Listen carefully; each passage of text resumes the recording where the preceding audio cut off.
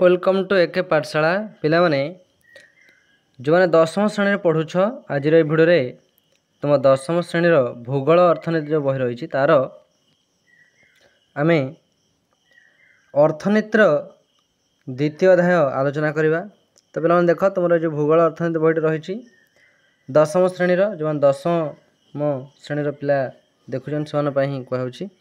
तो दशम श्रेणी तुम प्रथम अध्यायर संबल ताहार विकास भू संबल मृत्तिका संबल अलरेडी आमे प्रश्न उत्तर यार आलोचना करेछे। भूगोलर तो अर्थनीति विभाग जो रही देख पिला माने एठी तुम अर्थनीति विभाग जो रही अर्थनीतिर प्रथम अध्याय आलोचना कर जे अर्थनैतिक विकासर प्रश्नोत्तर आम आलोचना कर देछे। तो आज भिडियो रे तुम द्वितीय अध्याय जो रही अर्थनीतिर अर्थनैतिक व्यवस्था द्वितीय अध्याय जो अर्थनैतिक व्यवस्था रही तार प्रथम पाठ ये प्रथम पाठ दर वृद्धि और आर्थिक योजना यारी प्रश्न उत्तर आज आम आलोचना करवा। प्रथम पाठ अर्थनीतिर द्वितीय अध्याय प्रथम पाठ दर वृद्धि और आर्थिक योजनार प्रश्न उत्तर आम आलोचना करवा। तो चलो देखिए कौन प्रश्न अच्छी। तो पे जो विषय तुम रही देख कौन अर्थनैतिक व्यवस्थार प्रथम पाठ दर वृद्धि और आर्थिक योजना by inflation and financial planning यार आमे कौन प्रश्न उत्तर अभ्यास कार्य तुम जहाँ सब प्रश्न अच्छी तार प्रश्न उत्तर ये भिडियो आलोचना करिया। तो चलो देखिए सब कौन प्रश्न अच्छी तुम। तो पे आम सीधा प्रश्नावली तुम से आसगले एक नंबर कही निम्नलिखित प्रश्न गुड़िकर उत्तर दियो क ठू निय पर्यंत जो रही। प्रथम आम एक नंबर प्रश्नोत्तर आलोचना करवा तापर 2 नंबर 3 नंबर क्रमान्वये देखिया। तो चलो देखिया तुम ये सब प्रश्न सब अच्छी क ख ग घ ङ निय पर्यंत समस्त प्रश्न उत्तर आम बर्तमान आलोचना करिया। तो प्रथम तुम कौन प्रश्न अच्छी दर वृद्धि कहले कौन बुझाए। तो पे मैंने तुम फास्ट बा प्रथम प्रश्न था 1 नंबर क दर वृद्धि कहले कौन बुझाए। उत्तर लिख दैनन्दिन जीवन में आवश्यकता पूरण करने आम विभिन्न प्रकार द्रव्य क्रय करिथाउ।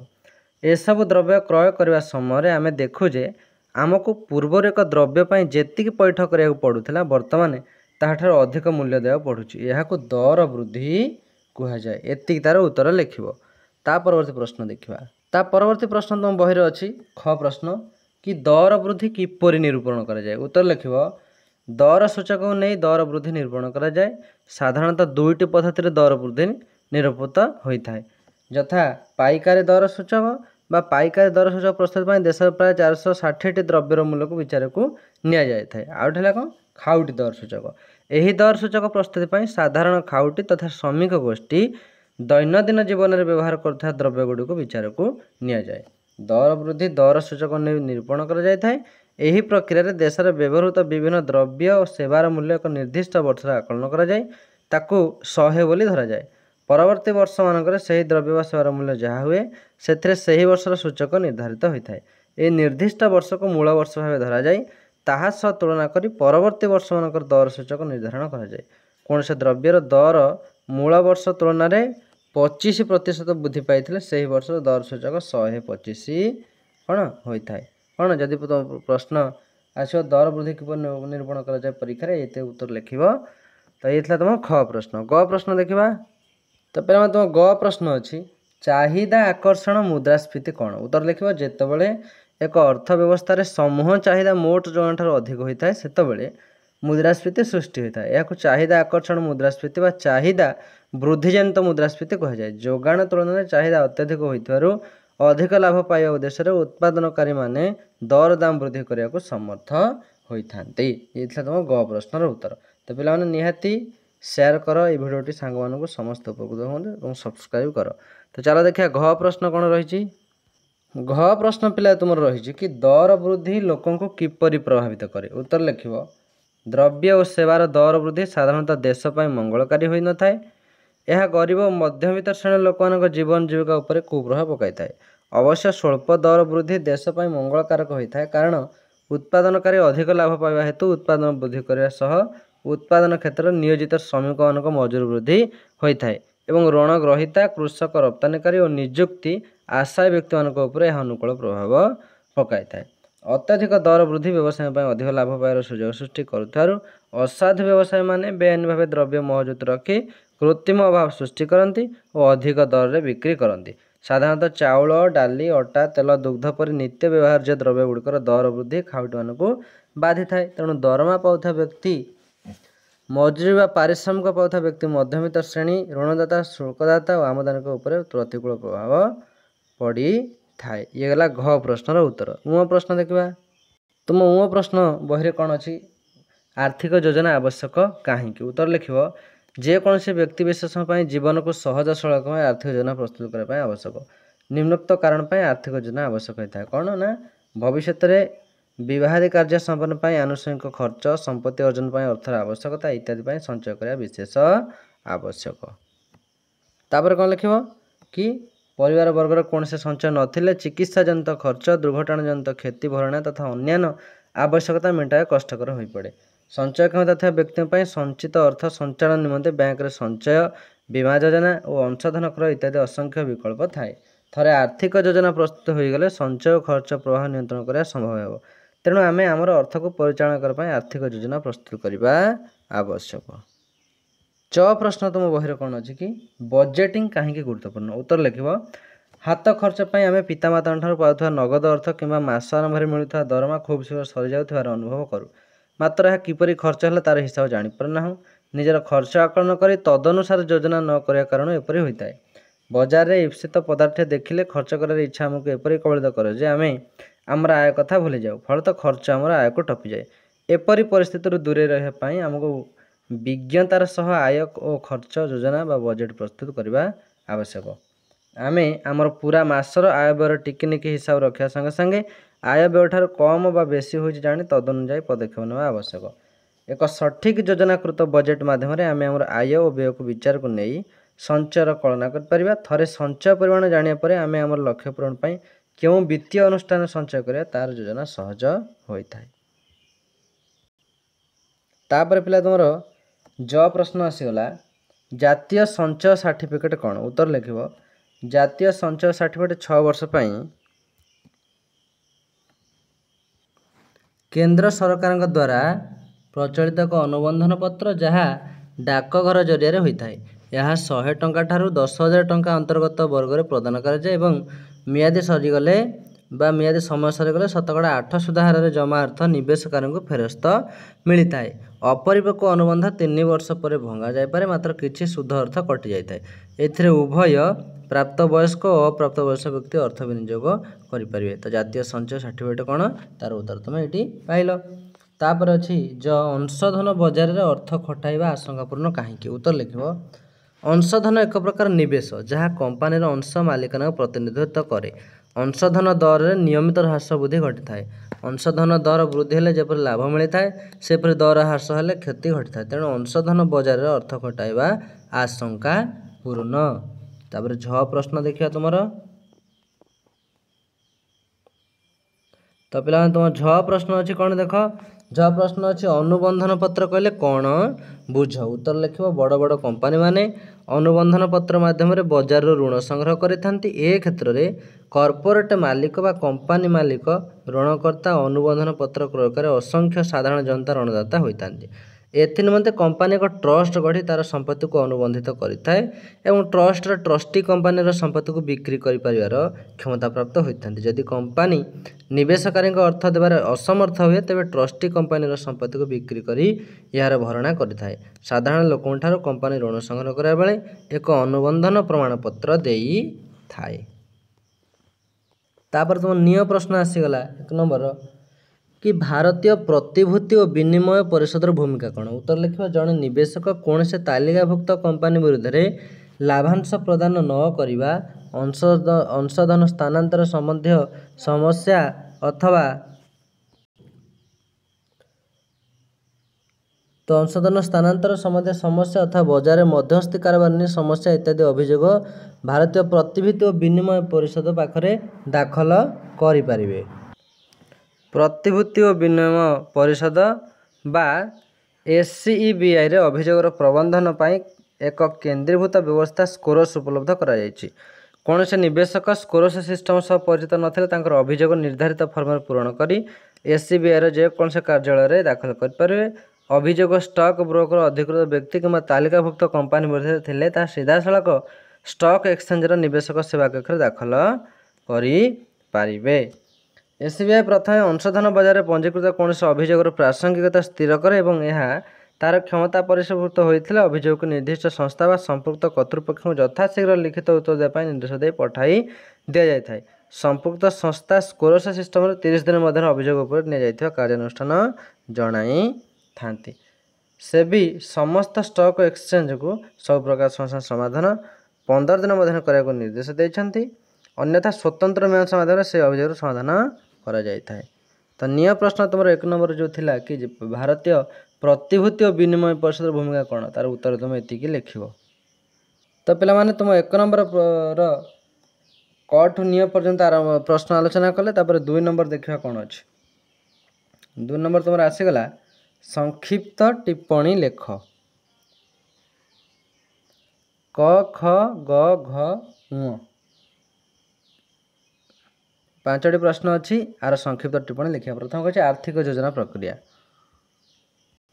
तो पिला तुम्हें उत्तर कौन लिख। 2 नंबर कर आर्थिक योजना प्रक्रिया कौन ना आर्थिक योजना प्रक्रिया 2टी पर्याय अंतर्भुक्त यथा निज लक्ष्य को निर्दिष्ट रखा और सही लक्ष्य पूरण पर आवश्यक खर्च आर्थिक स्थिति और विनियोग विषय विवरण प्रस्तुत करवा।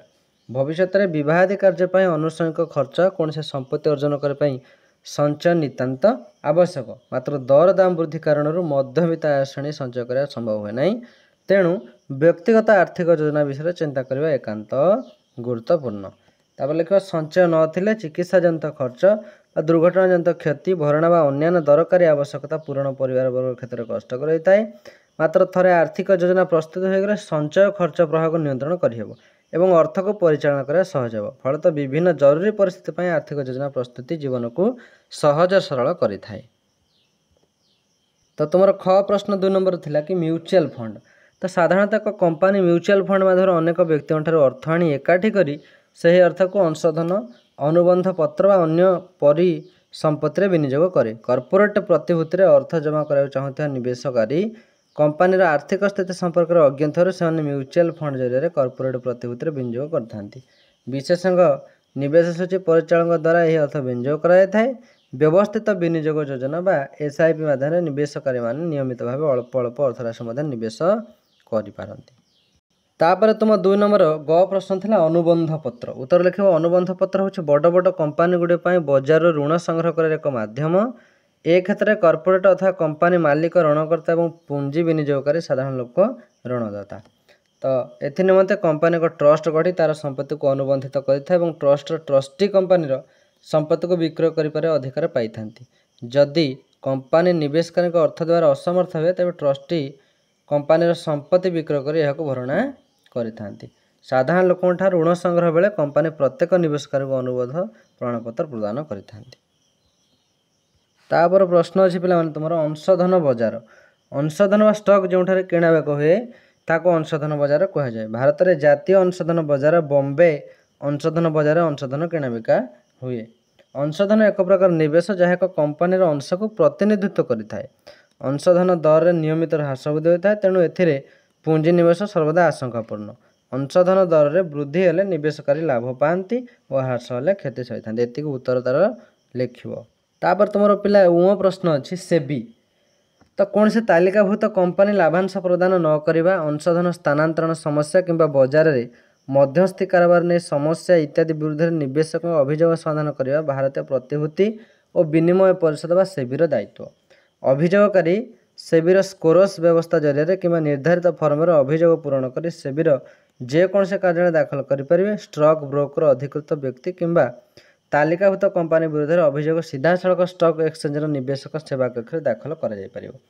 सेबी पंजीकृत अभियोग को समीक्षा करे जदि यह तार क्षमता परिसरभुक्त होता है तेबे अभियोग को संपुक्त संस्था और कर्तृपक्ष को पठाई था और यथाशीघ्र निवेशक को लिखित उत्तर देवाई निर्देश देता है।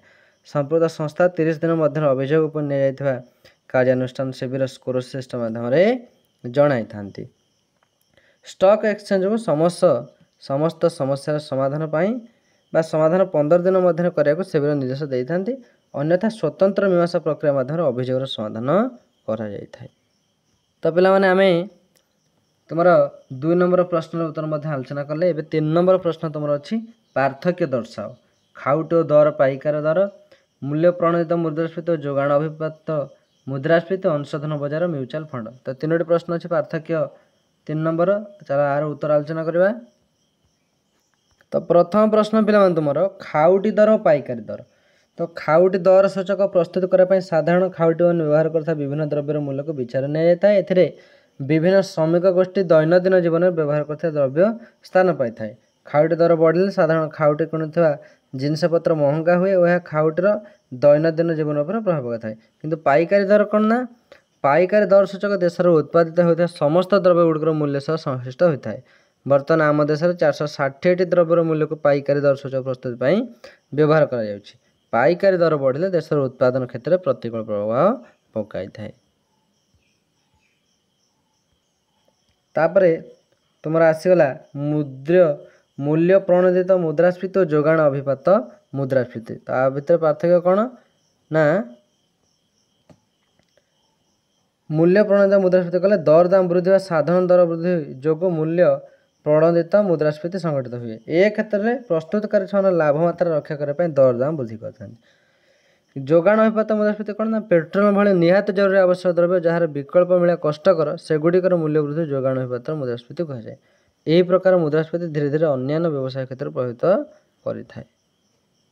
तो ग प्रश्न अच्छे 3 नंबर तुम कि अंशधन बजार म्यूचुअल फंड भितर कौन पार्थक्य।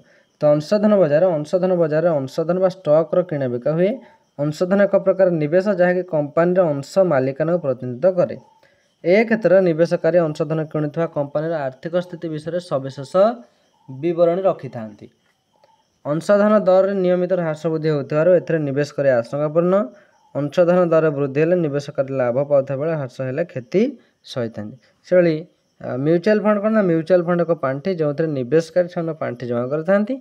विशेषज्ञ निवेश सूची परिचालन द्वारा यही अर्थ विनियोग होता है। कंपानी म्यूचुअल फंड अर्थ आनी अंशधन अनुबंधन पत्र और अन्य परिसंपत्ति विनियोग करे। ए क्षेत्र में निवेशकारी पाखे कंपानी आर्थिक स्थिति पर विशेष तथ्य न था।